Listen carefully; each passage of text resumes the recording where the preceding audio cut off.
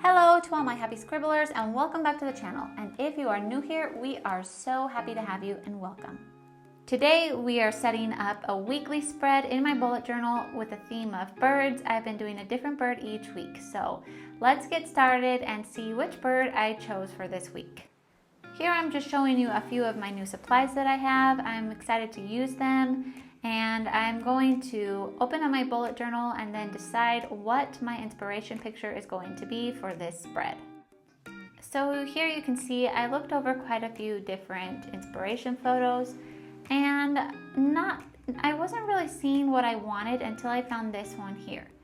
So where I grew up, we had horned owls. I grew up in the Arizona desert.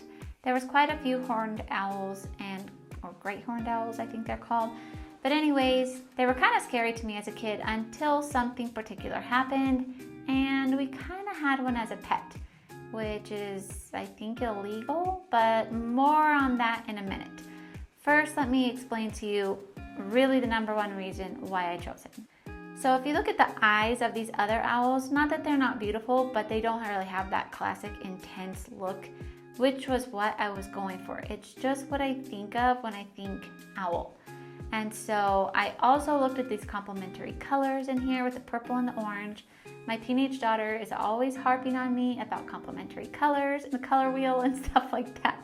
So I thought it was a good move to go ahead and use this as my reference picture and kind of try to imitate this.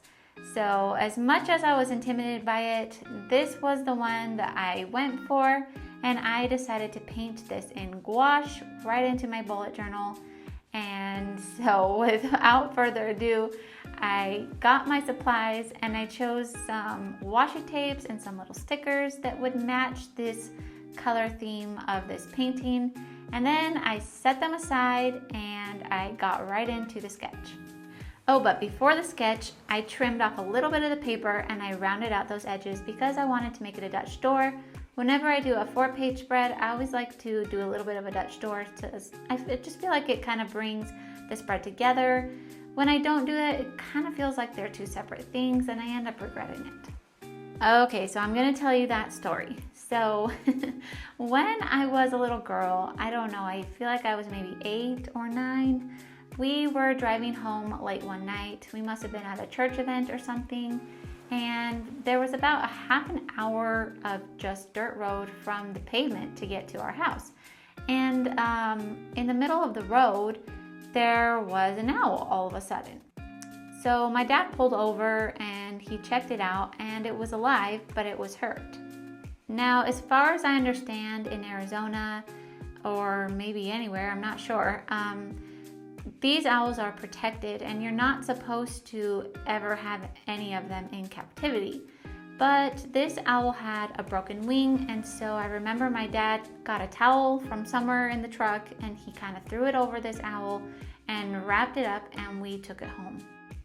Now the thing is that we were actually friends with the Game and Fish Department guy, officer I guess, for the area. And so we actually called him out and he came and took a look and he said, yep, this guy's wing is broken. He's gonna need to have it amputated. And so the vet came out and he amputated that last, like the tip of the wing from that last joint downward. And we had this great horned owl in our laundry room in a plastic tote for a while. He looked pretty much just like this painting, at least in my memory. That's how he looked. He was pretty gigantic. And of course, he was hungry. And great horned owls eat rodents and mice and stuff like that. But they hunt them for themselves. And obviously this guy was recovering. He could not go hunting at the moment. So it was up to us to supply him with his food. And we didn't really have a supply of mice just sitting around waiting for us to have a great horned owl to feed. So my dad went into town and he bought some little white feeder mice from the pet store. By the way, this is a little paper that my daughter dyed in Jamaica or hibiscus tea. And it turned into this bluish grayish color. And so it was kind of the perfect tone. and I used it to put over there on that initial page just to kind of, I don't know, give it a little bit of a rustic look. Anyways, continuing on with the owl story. So, so my dad went into town, and I think he got 5 or 10 mice, I'm not sure. But they put it in this little cardboard carrier box from Petco or something like that. And he pulled up in the driveway and he jumped out of that truck and he was pretty upset. I remember he was using a few choice words. And so, of course, we all ran around and wanted to know what was happening. And my dad proceeded to explain to us that the mice on the drive home, which was a pretty far drive, I think it was about an hour and a half total, they had chewed through the box. And so the whole ride home, he had mice crawling up his pants legs, over his shoes, just running all around in the vehicle and driving him absolutely crazy. It was so funny to me as a little girl. And I just remember him carefully finding all the mice that were in the truck and putting them in a bucket or something like that. And then we kept them safe until it was mealtime for that owl each day. Anyways, and so the owl did recover. He got pretty strong, but the vet said that he would never fly again because obviously he had, misbalanced wings. And so we let him go ahead and live in our chicken coop. Our chicken coop was fully covered. It had chicken wire all the way around and all the way over it, so nothing could get in or out. So he was pretty safe in there. And he kind of just kept to himself on the top roost away from the chickens. He didn't really mix with them. He seemed like he felt like he was rather above them. And then I remember after a while, I don't know how long it was. It must have been some months. As it was my chore to gather the eggs in the morning, I went out there one day and Mr. Owl was gone and there was a hole in the chicken wire. The top covering part, somehow he had made a hole in it big enough to fit through and he had escaped and we never saw him again. So we don't really know if he hopped off and perhaps became lunch for a coyote or if he actually flew away. He had been trying to fly within the coop a little bit, and so that was a pretty interesting part. I would like to think that he flew away and he's, that was a long time ago, but let's just say that he lived to a ripe old age for an owl and was very happy for the rest of his life. Okie dokie, so with the painting done and dried, I chose a verse from James 3:13, which says, "Who," you see what I did there, "who is wise and knowing among you? Let him prove his works by his good behavior in meekness of wisdom," James 3:13. And so I chose that one because owls are known to represent wisdom, and I thought it would be fitting, and also I couldn't pass it up when I saw that it started with who. And then I just added in a little sticker. I did a very soft calendar over to the right, and then I added in a few pieces of washi tape and some little dots for spaces for my reminders. And that pretty much wrapped up the first spread, and we're flipping over to do our daily spaces. As always, I'm using my trusty little clothespin to pin my papers down, and then I'm getting out my little gray brush pens / fine tip Fineliners and I am going to first make the space for my gratitudes. And so I kind of made a little blooper there and I accidentally put GRAI instead of TI, but I grabbed my little white paint marker and I kind of fixed it as best as possible. It's not very noticeable anymore.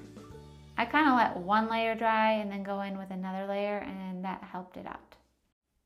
And then what I did with my little black brush pen was go over the gratitude and gratitudes. And I thought that would be fun. And then I used a little outline of my sticker to kind of put around that word. And here I am using my stencils that I have had for so long. I've had these things for years and they come in so handy. And what I'm doing is just drawing out squares for my daily spaces in broken lines and overlapping them to where one of them will kind of be on top of the other, and then that one that is under the corner will be on top of another one. So it's kind of staggered like that, and like I said, all of them just with a broken line all the way around using my little stencils.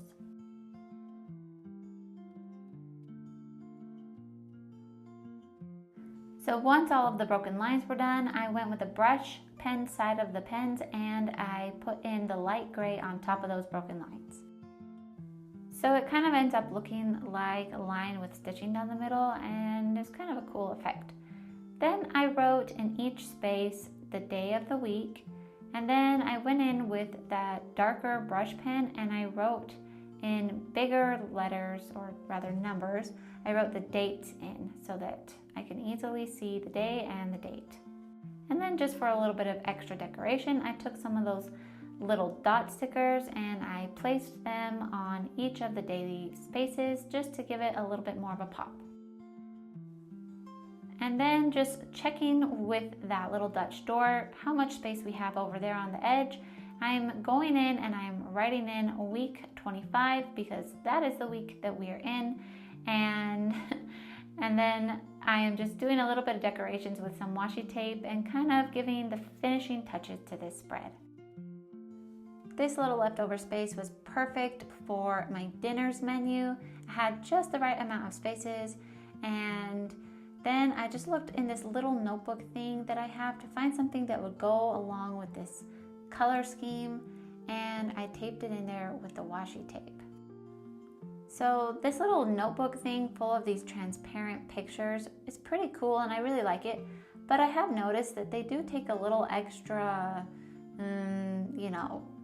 security to keep them from falling off the pages. So for the next little one, I split it in half so that it could fit in these smaller spaces, and then instead of using the washi tape, I used double-sided tape to stick them down. My double-sided tape never fails. It is so strong, but it can also be a little irritating because it can be really difficult to peel off of the wax paper sometimes, but it gets the job done. And so our spread was finished. What do you guys think about the owl? Do you like it? Does he have that intense look that I was going for? Do you like the Jamaica tinted paper? And overall, how do you think that this spread came together? Would you try something like this in the future? All right, well, I've got to go. I hope to see you guys back here for the next one. I have one more weekly spread to do with the birds in this bullet journal, and I can hardly believe that it is already almost filled up and done. Well, you guys, I just want to say thank you for joining me. I am so blessed to have each and every one of you here on my channel. I hope to see you back soon for the next weekly spread and also my new bullet journal setups. Much love to all of you, and remember, stay grateful because a grateful heart is a happy heart.